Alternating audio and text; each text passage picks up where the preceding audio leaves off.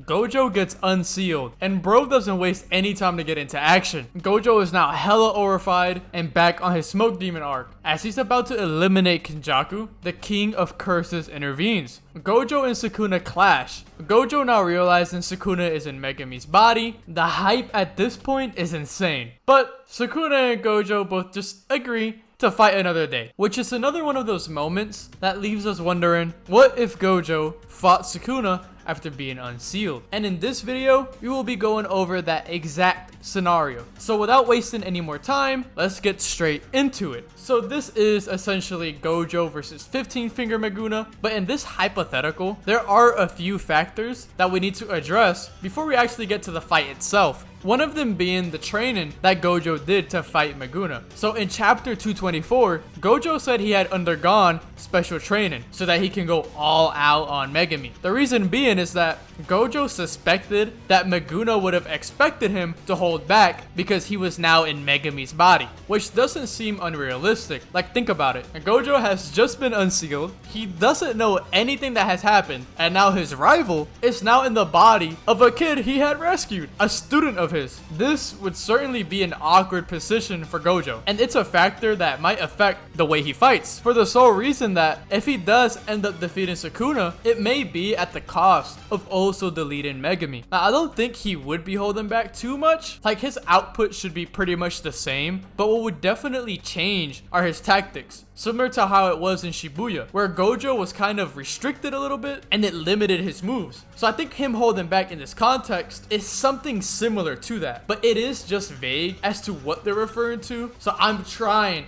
to be as realistic as I can. I do think this is an important factor to consider when we actually talk about the fight, so we'll get into more details about it later on. Now, this isn't really an important factor, but when they do fight, Urarame or Kenjaku might try to intervene. They don't make a difference. I'm telling you this right now, Kenjaku is a certified 6 eyes victim. Like, bro has been getting bodied by 6 eye users for hundreds of years. He practically admits complete inferiority to Gojo. Yeah, buddy is not posing a threat or doing anything to prevent this fight from happening or even helping Sukuna. And Urarame, we already saw how that went. She got one tapped and then still felt the punch days after. Even though she used reverse curse technique, like, come on, they are not doing anything. But to be fair, Kenjaku is smarter than that. He knows that he would get bodied. I think he'd probably try to run off. But even so, if he runs off, the Jujutsu High squad could get him. Or if Gojo wins against Sukuna, Gojo can just teleport around and find Kenjaku and then erase him. So whatever Kenjaku ends up doing, it doesn't even matter because Gojo is about to be hunting him down. The other stuff that I guess are pending, like things that Gojo and Sukuna did before fighting, aren't really relevant or urgent aside from Sukuna recovering his full power. That is just a downside he'll have in this fight. Gojo, on the other hand, doesn't have the training to completely wail on Megumi. Then he caught up with everyone. He got informed of everything that had happened so far. He also probably got rid of all those higher-ups too. But the point is that all of these things aren't anything of urgency. Like, Gojo Sukuna said they needed to do things before they fight, but most of it aren't things that actually had urgency. Literally, the only thing that is crucial is Sukuna regaining his power.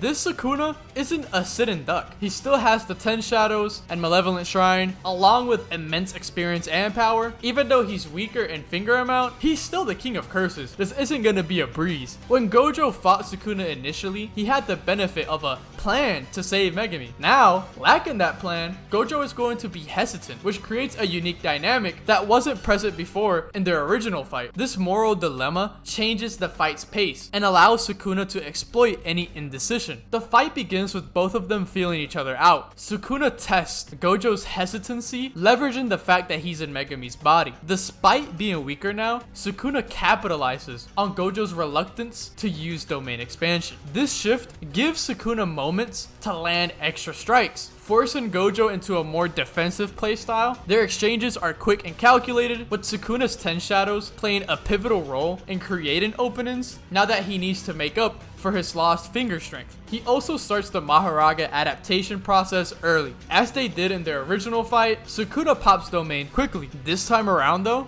Gojo doesn't use Unlimited Void because he thinks it might hurt Megumi. Instead, he summons Simple Domain, which allows him to defend against Malevolent Shrine more efficiently than last time due to Sukuna's reduced power. Even so, Gojo realizes playing defense the whole time is not sustainable. Now, the biggest fight in history is happening. The Jujutsu High Squad take notice of the fight due to the immense aura of curse energy oozing from Gojo and Sukuna, and the help of Meimei's crows. They pull up to watch, and they reassure Gojo via megaphone that they have a plan to save Megumi. Obviously, they don't tell him what it is, because Sukuna's right there, but they reassure him that like, yo, we got this covered, just beat him. And this frees Gojo from his moral hesitation. Now Gojo feels free to go all out. Gojo re-engages Sukuna in a clash of domains. Due to Sukuna's experience, Gojo's domain is destroyed from the outside. Gojo again summons Simple Domain. Except this time, Sukuna can't press him as much since Gojo isn't holding back anymore. As Sukuna's onslaught finishes, Gojo and Sukuna clash again. This time, Gojo changed the conditions of his domain to make it stronger from outside attacks. In the original fight, the clash between Gojo and Sukuna was even, but this time around, it's not even anymore because Sukuna is weaker. Before Sukuna could destroy Gojo's domain from outside, which is harder to do now, Gojo is now winning the clash inside the barrier and is pressing Sukuna. Sukuna is struggling to maintain his domain, and as Gojo thinks that Sukuna's domain is going to get destroyed, Sukuna summons Mahoraga, who at this point has adapted to Unlimited Void. Due to the domain itself being pretty simple, and that he was exposed to it twice, Sukuna was hoping to adapt fully to Gojo. He had no other choice than to summon Mahoraga now. But this decision makes Mahoraga vulnerable to being destroyed before he could adapt to Gojo. Gojo knows about Mahoraga and recognizes that he needs to end the fight soon before Mahoraga adapts. Mahoraga destroys Unlimited Void. Now, Gojo can't use domain because it's just gonna get countered by Mahoraga. Sukuna can, but it isn't a good idea because Gojo can overpower him and destroy the domain anyways. Sukuna also summons Agito to keep Gojo busy so Sukuna doesn't absorb all the damage and to absorb any attacks that could potentially one-shot Mahoraga since Gojo has the edge now, which makes sense since originally they were comparable. Now that Sukuna is weaker in finger amount, it just follows that Gojo's gonna have the edge. The battlefield becomes a hand-to-hand combat arena. Gojo's skill and talent shines as he lands a Black Flash on Agito, temporarily stunning him. Sukuna's confidence wavers as Gojo's intensity grows. Now the gap between Gojo and Sukuna has become even bigger since Gojo is Black Flash amped. The tide turns as Gojo summons Blue and Red in preparation for a devastating Purple. This is Gojo at his peak. His attacks perfectly timed and calculated. Gojo's magnum opus arrives as he combines his techniques into Purple, much like the one he did originally in 235. The precision and speed were too much. Sukuna, Mahoraga, and Agito were unable to react in time. Purple vaporizes Mahoraga and Agito,